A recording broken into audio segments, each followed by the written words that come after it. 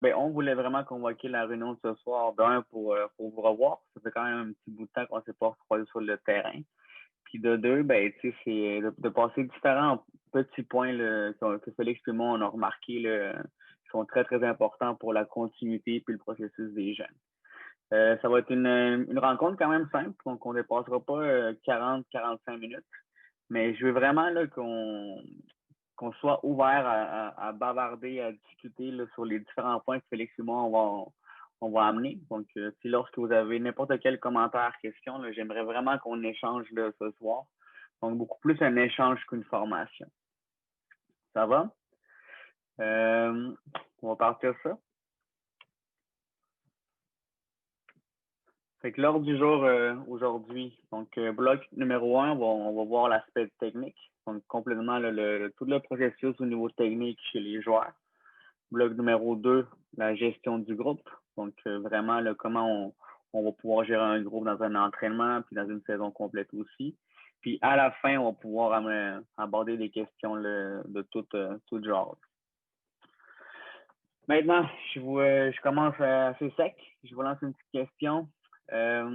Qu'est-ce que ça veut dire l'aspect technique chez un joueur? J'aimerais juste entendre là, certains commentaires, puis bref, au niveau global, ça veut dire quoi l'aspect technique chez un joueur? Si quelqu'un est volontaire. On peut parler des feintes, des passes, comment ils visualisent, mettons, le jeu en faisant, genre en passant les adversaires. Là. Okay. Fait que toi, Nivin, tu dis que c'est les feintes, les passes, comment dribbler, c'est ça que je comprends? Ouais. OK. C'est bien? Absolument. Quelqu'un d'autre? Vous m'entendez, les gars? Oups. Je pense que c'est Natacha qui voulait parler. Ah, ouais, ben, je voulais juste dire, moi, je pense qu'il y aurait aussi les points forts d'un joueur et les points faibles, tu sais, du joueur, d'y aller avec, de réussir à adapter les forces et les faiblesses de chaque joueur. C'est très bien, très bon point, absolument. Donc, les forces et les faiblesses de chaque joueur. Cédric, je pense que tu voulais dire de quoi aussi? Ouais, mais en fait, je pense que. Est-ce que vous entendez quand je parle? Ouais, on t'entend très bien. Ah, parfait. Ouais, bah c'était le jeu au pied, plus jeu au pied et puis position du corps. Ouais. Donc, c'est absolument jeu pied, position du corps, des éléments très, très importants. Est-ce qu'on avait quelqu'un d'autre? L'aspect technique aussi du joueur, ça dépend aussi de la position du joueur. Si c'est un attaquant ou un défenseur au milieu de terrain, mais c'est différent. Même le gardien de but, il a besoin de l'aspect technique pour bien se développer. Développer le jeu aussi de l'équipe. Absolument. C'est clair. C'est sûr que l'aspect technique, c'est très, très large. Donc, il y a à notre sens, il y a deux aspects. Un, c'est avec ballon et un autre, c'est sans ballon. Donc, tout ce qui est coordination, tout ce qui est mettre un pied en avant de l'autre, bref, tout ce qui est avant de recevoir le ballon. Ça, c'est un aspect aussi technique au niveau individuel. Mais aujourd'hui, on va vraiment là, se concentrer sur l'aspect technique avec ballon.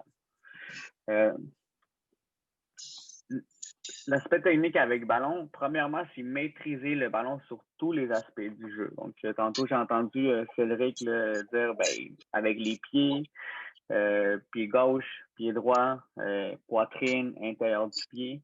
Donc, vraiment, familiariser le joueur avec tous les aspects de son corps. Donc, ça peut être la tête, ça peut être l'épaule, bref.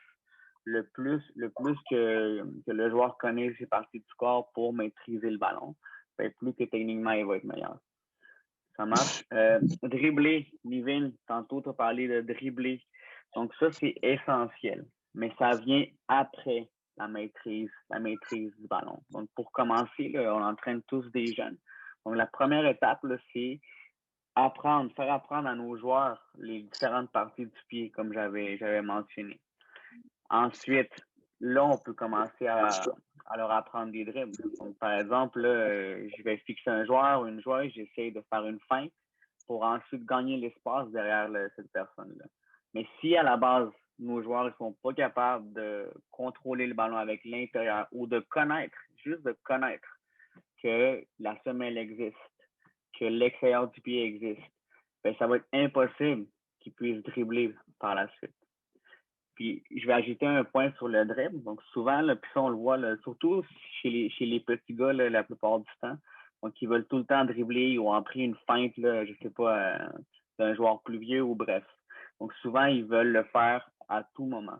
Mais c'est vraiment important de nous, comme entraîneurs, de leur montrer à quoi ça sert le dribble.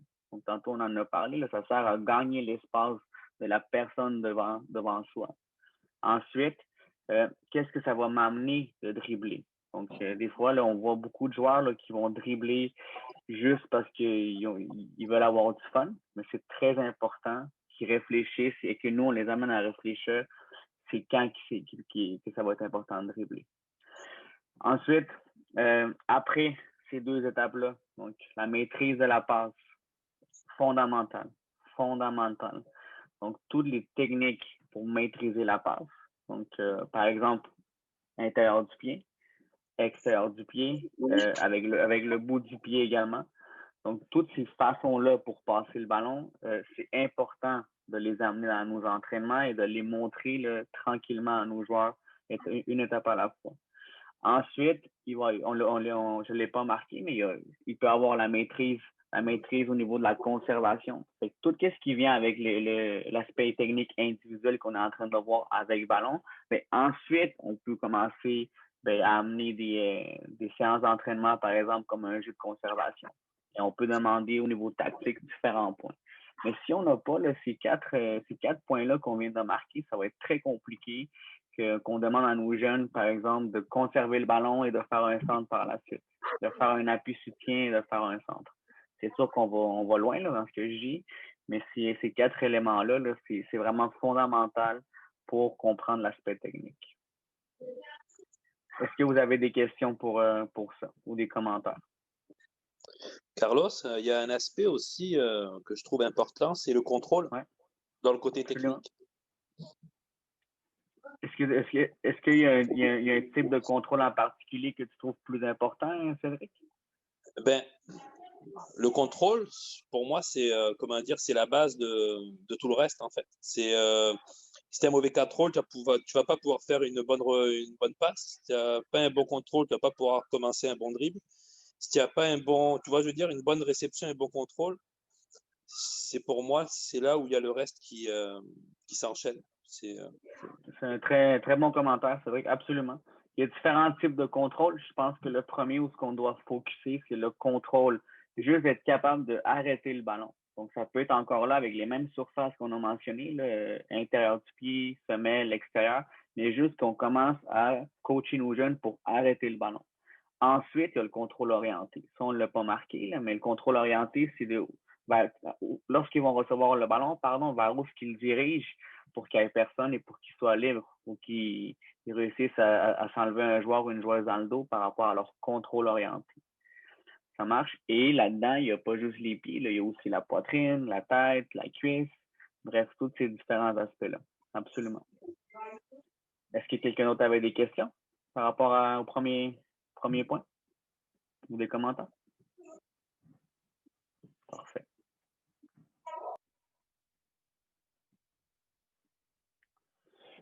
Oups. Maintenant, comment qu'on travaille la technique individuelle? Ça, c'est vraiment un point important. Donc, la première des choses, j'aimerais qu'on garde en tête l'aspect de faire un exercice simple. Donc, souvent, on cherche à faire des exercices super compliqués où oui, il va y avoir beaucoup de variantes, puis sûrement ça va fonctionner. Mais je vous le garantis, plus c'est simple, plus ça peut être plaisant pour les jeunes et plus qu'on peut avoir des résultats. Par contre, dans la simplicité, il faut avoir beaucoup de répétitions, énormément de répétitions. J'ai un exemple, là, si vous faites un exercice, là, je ne sais pas, avec un joueur en face de l'autre, mais pendant votre 15 minutes que vous avez ciblé dans votre entraînement, si les jeunes ils font 500 touches de ballon avec tous les points de coaching que vous allez amener, et ça, là, on commence à en parler, puis là, ça commence à être intéressant pour que nos jeunes ils progressent au niveau technique. Donc, c'est sûr que si on fait un exercice avec le même temps, mais ils touchent 100 fois le ballon, la progression est moins. Ça marche. Dans tout ce que vous faites au niveau technique, puis dans tous les exercices, c'est vraiment important d'essayer d'intégrer toutes les différentes parties du corps. encore là, je mets le même exercice un en avant de l'autre.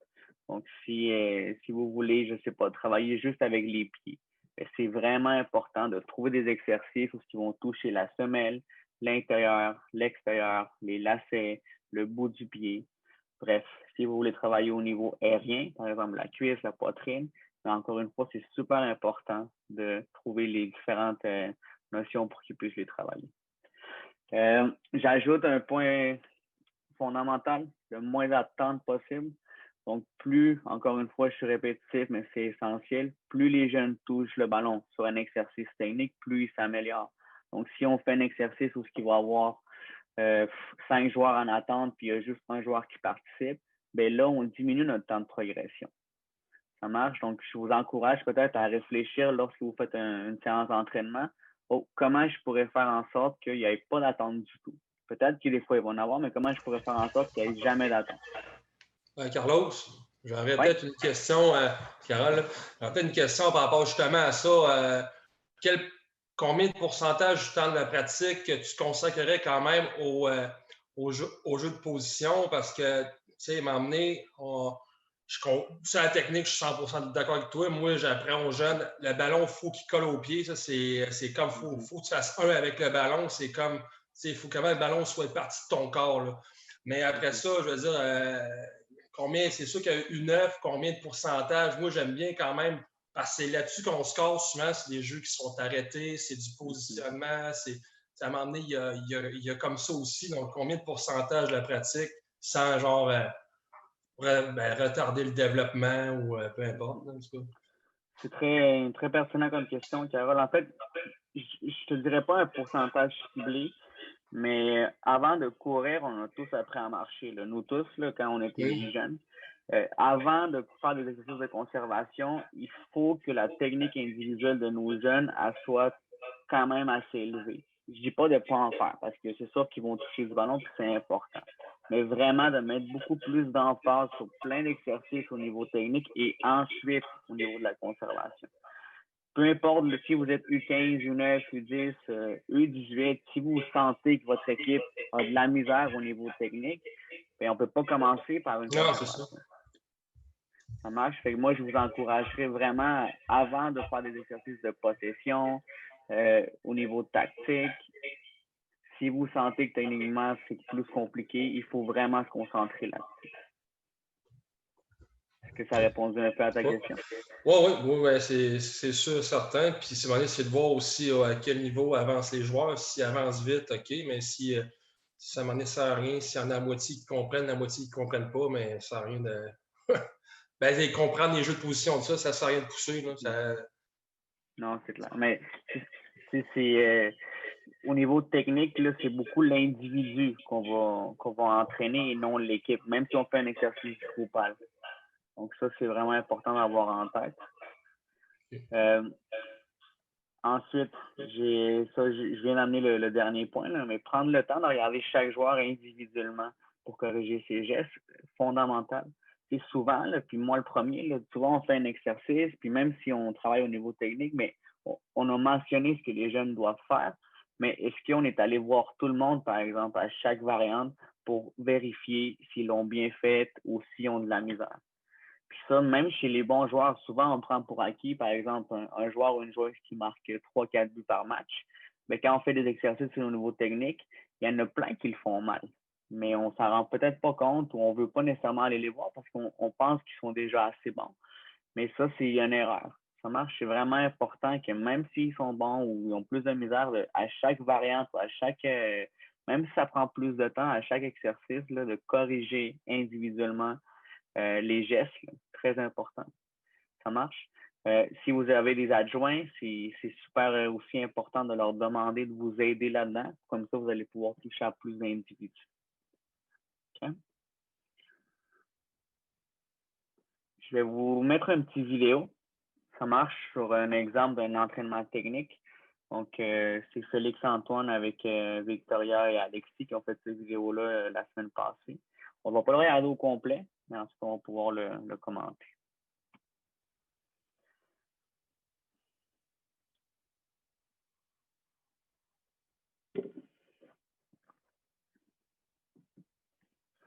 Comme là, vous voyez, c'est rien de compliqué, là. Un cône en face de l'autre.